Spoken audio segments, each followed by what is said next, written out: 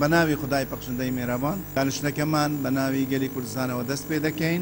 دوای 2 مانگ لە بەڕێوەنەچوونی هیچ کۆبوونەوەیەک پەرلەمانی کوردستان دانیشتنێکی ئاسایی ئەنجامدا و چەند پرۆژە یاسایەکی خستە بەرنامەی کارەوە، بەڵام بە وتەی بەشێک لە پەرلەمانتاران چەندین بابەتی گرنگ هەن بەڵام لە بەرنامەی کاردا نابیندرێن و گلەی لە دەستەی سەرۆکایەتیش دەکرێت کە بەشێک لە پرۆژە یاساکان پشت گوێ دەخەن.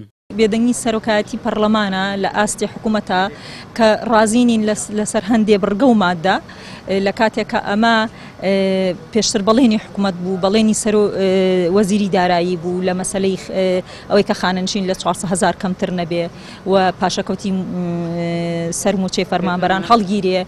ئەمانە خۆیان پێشتر بەڵێنیان نابوو لی بێدەنگن کە ئایا بۆچی نەخرێتە بەرنامەی کارەوە لە کاتێکە ئێمە بڕیارمان داوە لە لیژنە. ئەندامێکی پەرلەمانیش لە فراکسیۆنی کۆمەڵ ئیسلامی دەڵێت ئەدای کاری پەرلەمان وەک پێویست نییە و سیاسەتی حیزبی بەسەر ئەو دەستگایەدا سەپێنراوە. بەڕاستی حکوومەتی هەرێمی کوردستان نایەتە ژێرباری ئەوەی کە کەمترین موچەی خانشینی مۆزەفێکی مەدەنی لە 400,000 کەمتر بێ، ئەو دەوێت 300,000 بێت کە بەڕاستی ئێمە ئەوە قبول ناکەین و جەخت لەسەر حەقی هاوڵاتیانی هەرێمی کوردستان دەکەینەوە. بەداخەوە دەڵێم تاوەکو ئێستا هەیمەنەی حیزبی زاڵە بەسەر سەرۆکایەتی پەرلەمان و هەروەها پەرلەمانی هەرێمی کوردستان.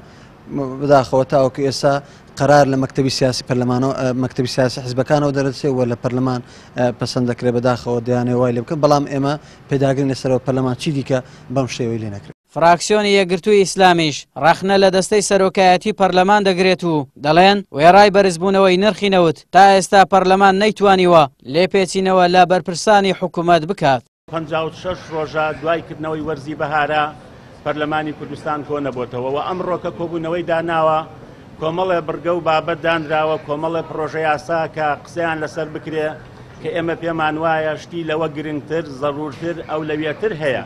هەر لە قەیرانە سیاسی و ئابووری و کۆمەڵایەتەکان کە درێژیان هەیە لە وڵاتەیە لە ستەمی پاشەکەوتی موچە نرخی نەوت ئێستا گەیشتوتە هەر بەرمیلێک گەیشتوتە 77 دۆلار، بەڵام بەداخەوە حکوومەت هەر مامەڵەی 30 دۆلاری لەگەڵا ئەکا. ئەندام پەرلەمانێکی حیزبی شیعیش بە هەمان شێوە دەڵێت پرۆژە یاسای چاکسازی لە لیستی خانەنشینی باشترین پرۆژە بووە، بەڵام بەهۆی ناکۆکی نێوان لایەنەکان پشت گوێ خراوە و پرۆژەکەش وەستێنراوە. پرۆژەی چاکسازی لەبەرەوەی لوژنەکانی یاسایی و لوژنەی دارایی ئەوانە نەیانتوانی تەوافق دروستکەن، نەیانتوانین ڕێک بکەون و نەتوانرا راپۆرتی بۆ ئامادە بکرێت، بۆیە نەخراوەتە بەرنامەی کرد. چەندین بابەتە کە لە نیوەچڵ بەجێ ئەهێڕێ و پرۆژەی تر ئەخرێتە بەرنامەی کارەوە، ئەوە بە پێچەوانەی پەیرەوی ناوخۆیە. ئەو پەیوەندی بە ململانەی فراکسیۆنەکان وەیە، پەیوەندی بە ململانەی حیزب و لایەنە سیاسیەکان هەیە، مزایدەی سیاسی زیاتری کردووە، خلافەکە و کێشەکان و گرفتەکان زیاتر بووە لە بینیانە.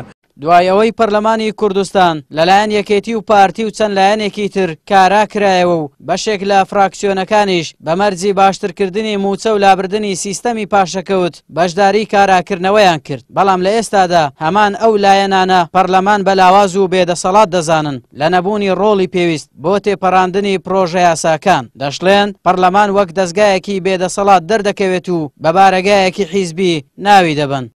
ئاراس عەزیز کەناڵی پێیام هەولێر.